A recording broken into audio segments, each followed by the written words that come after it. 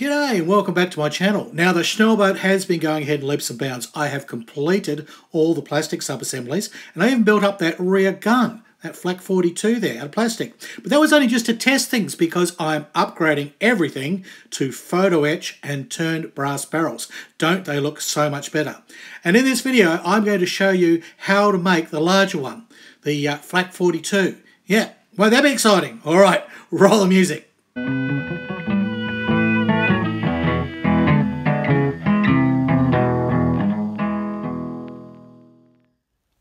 I have everything I need now to do this upgrade so that I can change that plastic Revell Flak 42 into a Photo-etch one. But there are some plastic parts I can use, and that's what I've worked out. So I'm going to keep the breech for the gun because it'll also have the tilting mechanism, which is quite good. And I've found in the past that just using the Photo-etch pedestal and putting in the pins and having the tilting mechanism or Photo-etch, yeah, it works, but it's as fragile as anything and my fumble fingers usually break it. So it's going to be a lot stronger if I use the plastic pedestal, which is fine because there's not much detail on the pedestal. It's just a tiny bit thicker.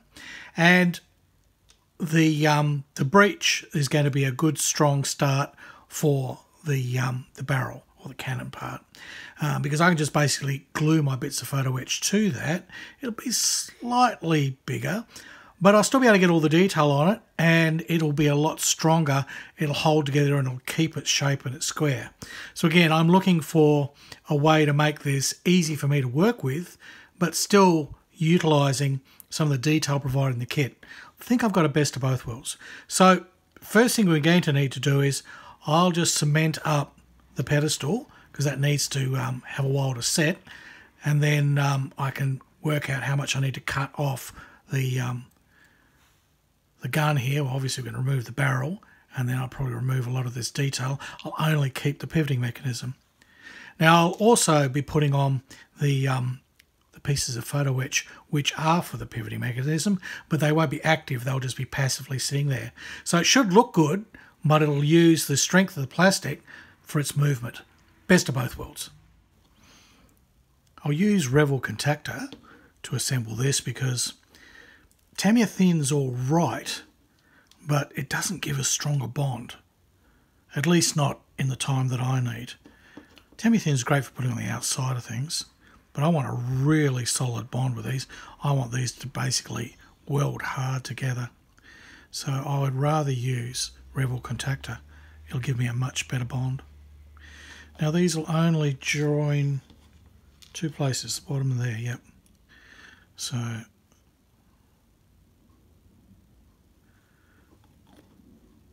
plenty of it. Smear it on and then mate the two together with my fumbling fingers. There we go. And then try not to use the fingers that have got glue on the part. So I'll now give that a bit of a clamping because I want to set that aside, but I want it to really glue hard. And that's important because everything then literally pivots on this. So that's together hard there.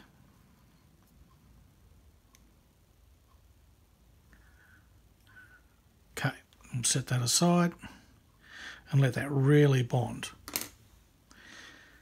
The kit's gun barrel and breech there, they fit together very nicely afterwards. It's interesting, they go on after you glue together the pedestal. Usually it's the other way around. But I don't know how much of this I'm going to need. Probably not much at all. I'm going to probably remove all those bits and cut all that off. We'll see. I'll get the Photo-etch pieces out shortly and see basically how they would look and how they would fit and see how much plastic I might need to remove. I want to keep the strength in this, but I also want the beauty of the Photo-etch. But before we do any of that, we've got to make the shield. The instructions show the shield already together there, and it's comprised of 3 pieces. So you have a choice in this kit. You can use we're going to use this centre part here. That's that part you need to put. That's where the barrel is going to transverse, or basically tilt up and down. So there's a choice of either using these two pieces on the side or these two. And the only difference seems to be this little curve at the bottom there of the slots. Now there's probably a good reason for that, and I don't know, I couldn't find out anything in my research. So I'm just going to go aesthetically, plus the plastic one had curves in the bottom. So I'm going to match that. I'm going to assume Revell of Germany knew what they were doing. All these pieces are joined together with tiny little clips, and then you're going to use some very, very thin 0.3mm wire. We'll see how that goes. I'm using the razor blade that came with my folding tool to cut the parts out. Now, I'm not using a piece of glass or anything to solid. I'm just cutting them on the backing plate on my mat. I find that does work with simple things like this. Otherwise, I'll get out my scissors, my special PE scissors. Now, you need to tidy up all the edges, and they'll need to be filed. And I can't always see those edges, and I don't really know where the bits are. But if you run your finger along like that, you'll find any irregularities or any bits sticking out. So it's just a matter now of cutting out all the side pieces, and then we'll be ready to put this together. The three parts are now cut out, and they'll fit together like that. Now you've got to be careful, they have a front and a back to them. Easy way to tell is, whenever there's fold lines marked, it usually means it comes towards you. That little groove means basically the thing should fold that way, towards you. So this would be the inside then, if I can see that groove. And it is because there's also little markings here, which we're going to need for things later on. Because later on here, there are little parts that glue to there, and there's these little brackets that go in here. So we can see those marked out on the Photo-etch, which is handy. But to do the attachment, the joining together, it'll have to be on the front. So we need to turn them over. And on this side, we'll see a completely different set of grooves and markings. So we can see the markings that were on the Photo-etch, and therefore this little bracket thing here, and also for all these little hinges, which we need to put on. We'll see how we go. They're going to be pretty small, but we'll take it slowly. Bit of patience, bit of persistence. It should go together. I've done this in 1/144 scale, so I'm sure I can do it 1/72. Now, a trick for doing this is to use a bit of tape, preferably double-sided, but you can just do it with single-sided tape. And what I'll do is,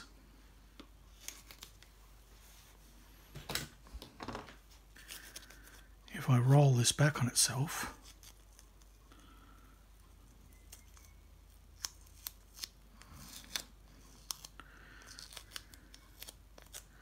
and then I'll put this down here where I'm going to work.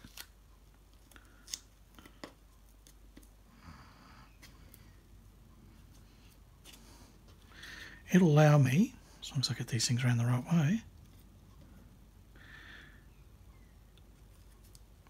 That's my centerpiece.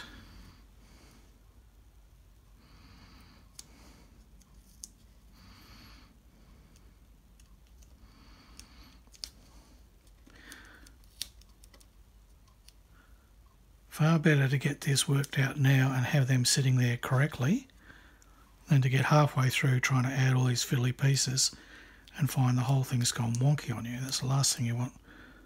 So, how are we looking? Okay, I'll double check that in a sec, but now I can build on that, and hopefully the parts will not drift and get all skew, so that when eventually it's all assembled, I can just carefully peel the tape off and my screen should be fitting correctly. You have 6 hinges to make up, and each of them is comprised of 2 of these tiny little pieces of Photo-etch. One contains 2 fingers, one contains 1 little finger, which will make up the hinge.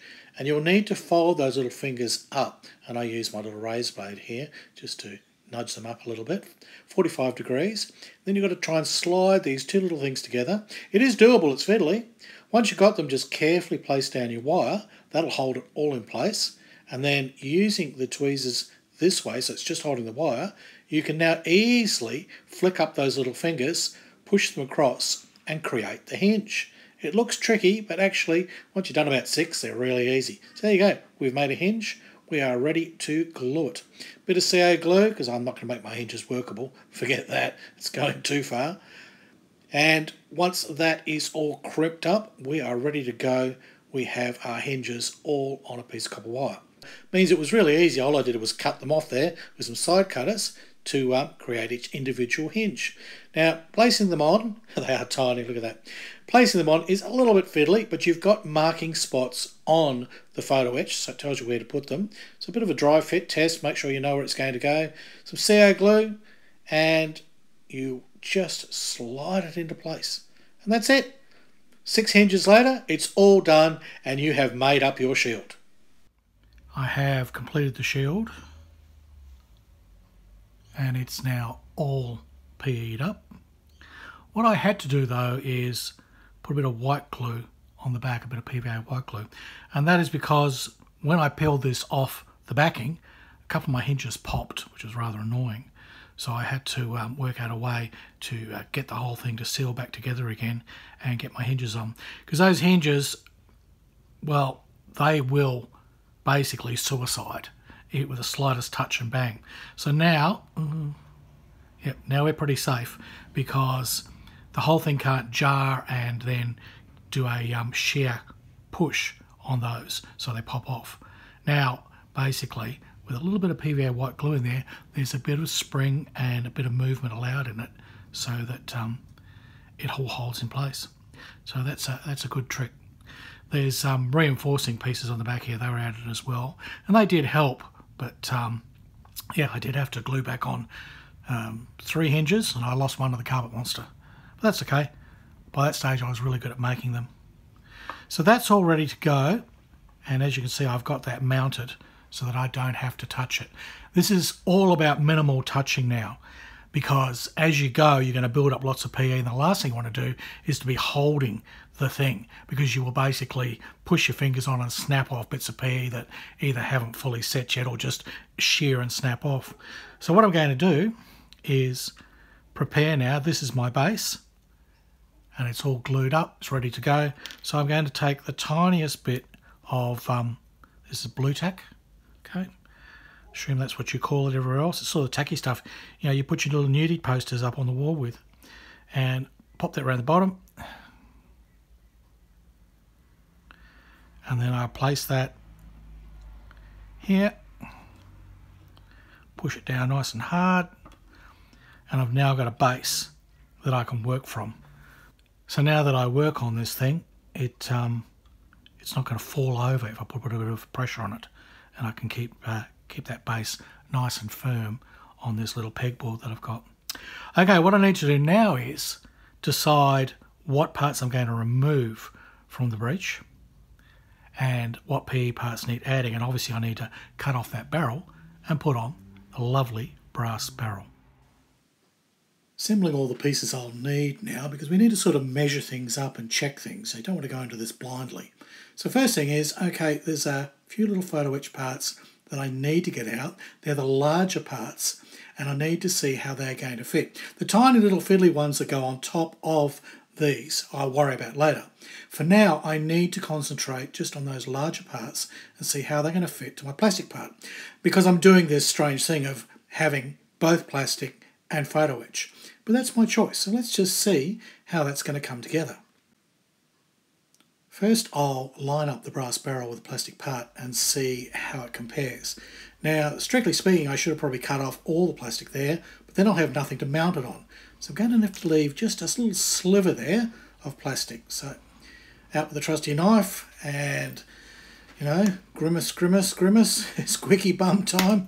Hup, that's it, it's gone. All right, so that is off there.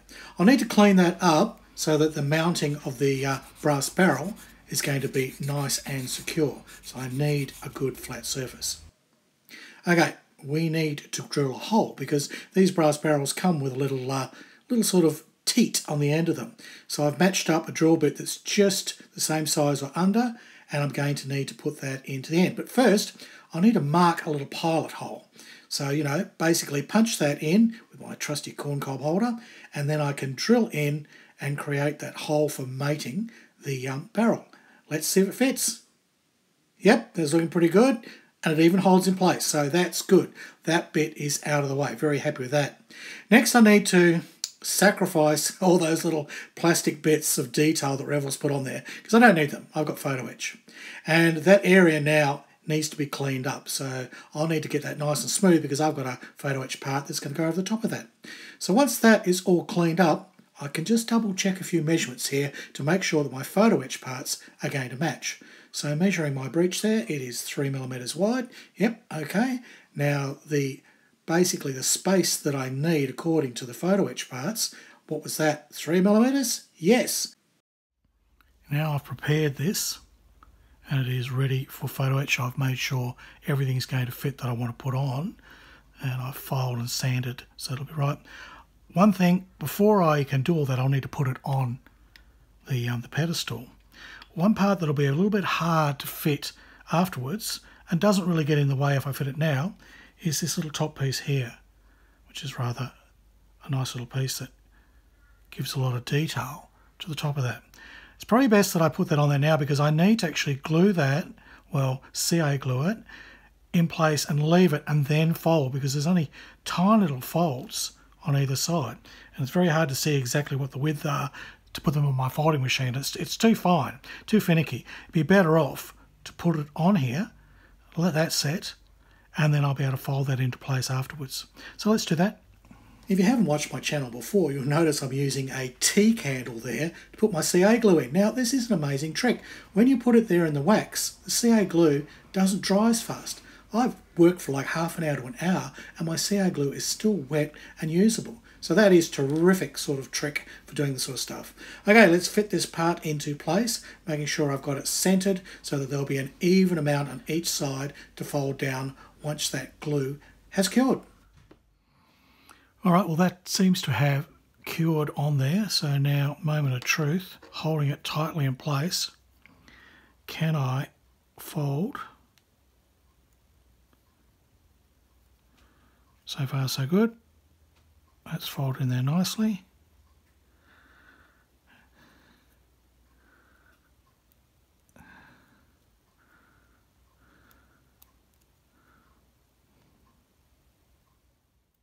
With a little persuasion and confangling, it is in. And you'll also notice, I don't know if you can see it, there's a tiny little stick-up bit there. So that little piece there had to be popped up. Otherwise, it will be stuck down there in the glue. So I just remembered to do that. So that is now ready to go. We can basically assemble that into our pedestal. And it only joins this little part here. So yeah, that is all you need for your glue. So very carefully, that goes into there, that goes onto there, and we clamp that and walk away. Let's add some time now to set, and it's fine. And we have pivots still, which is good. Now, there's a horrible join here, which I noticed when I built just the plastic version. Now there's a part here that I didn't use, which actually is that block in the instructions, okay, which is basically this bit here. And as I didn't use that because I wanted the strength of the plastic. Now, the front part of that I can use to cover that really bad join, because that will be the correct size. So I will cut that from there. I'm also going to use the back part of that because it has some nice detail on it, and I'll put that on the back of mine. So I'll salvage some things off this piece. There's not much else happening. The sides of it really only have holes in it. There's no detail. There was a slot underneath for a part that goes under there, but you're never going to see underneath this thing. So really, you know, you can't tilt it far enough, so we don't worry about that. All right, I'm going to cut out a few of these bits and add these other pieces that I have, but I'm going to have to modify those, and we'll see how much we can get on here to get the basic Photo-etch look happening. Time to cut out some more Photo-etch parts. Now, you'll notice I am using a hobby knife. Now, this actually is one with a blunt blade, which is just perfect for cutting out the parts. Don't like to wreck a really good blade. Again, everything will need to be cleaned as I go. I've got some scissors here. They're special Photo-etch cutting Xuron scissors. Now, bit of slow zap onto my candle there, and this will be the end part which I've just cut off. And that fits perfectly on there, using my wax pencil to place it. Really easy. And then tapping it nice and square and flat with my diamond file. So that will be fine. That's that part done. Now, this fulcrum, I can't use it as it is because the plastic is wider at that point. So although the main part of the breech was okay, see it's 5.6, that's only got a measurement of 3, it's not going to work. So what I have to do is I'll have to reduce that. Now this is the part that's going to hide all those sins in that join, and it will be the perfect size as I just measured. So a bit of a test dry fit. Yep, that doesn't look too bad there. Now I'll be able to fold, there's a couple of little parts at the beginning of that, I can fold those and they will fall down nicely and complete the shape. So that's terrific. That's going to look like it actually was meant to be there. I really lucked out. So CA glue, on with the part, place it in, double check everything. Yep, that looks like a pretty good fit. Dry fitting the barrel. This all now starts to come together really well. That piece hides that horrible join, and it also covers the front part where the barrel went in and makes it all look like it's supposed to be there. Yeah, it's nearly as good as if you just made the Photo-etch kit. Very happy with that. Very pleased with that result. So let's move on. We'll do the tilting mechanism parts, which are a little more tricky. Now this first tiny part, which is supposed to fold over like that, it would normally sit there and with the thickness of all the Photo-etch on the tilting mechanism it would fit in, but I've used the plastic so it's not going to fit, it's too wide. So what I'll need to do is cut out the middle bit and just use the two sides and then glue them into place. Now strictly speaking, this should be just for the this bracket here which goes towards the shield, but I'm not going to have the luxury of that. I don't think it's quite going to fit. I'm going to have to probably make a compromise and just glue it onto the side here, and then the other tilting pieces here, which are for this basically this breech arrangement here, and which do move up and down, I'll have to glue that on top. So it's a bit of a compromise, but it's still going to give me a nice look.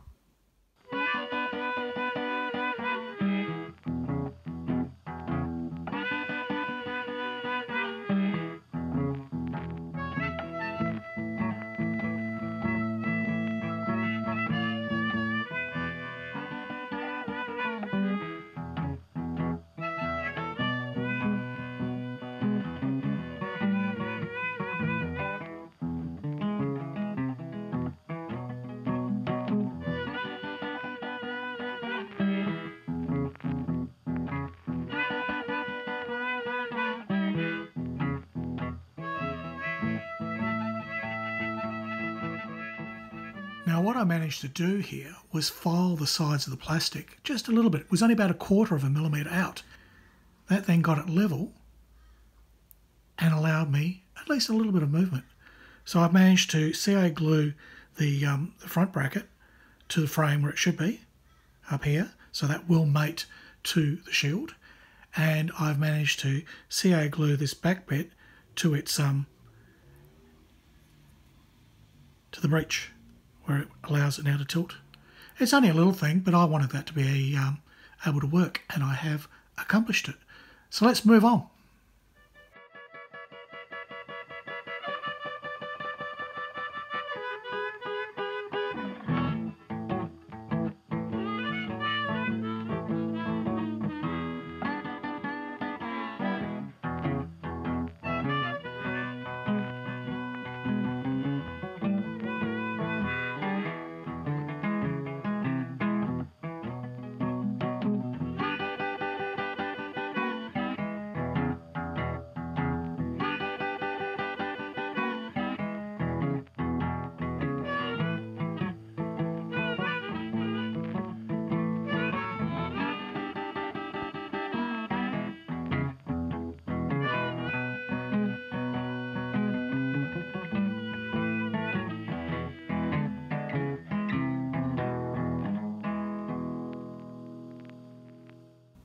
So that's where I've got to with this Photo-etch and brass barrel upgrade for the guns. Still got the shield to add to that Flak 42, but that will be in the next video because this one has run on long enough. Plus I've got some other Photo-etch to do, which I'm going to add to the bridge. So the bridge area here is going to have a whole lot of Photo-etch upgrade. So that'll be the next video. Don't forget to like, comment and subscribe. I'd really like to hear from you. But it's goodbye from Australia, and it's hooroo from Harry Houdini.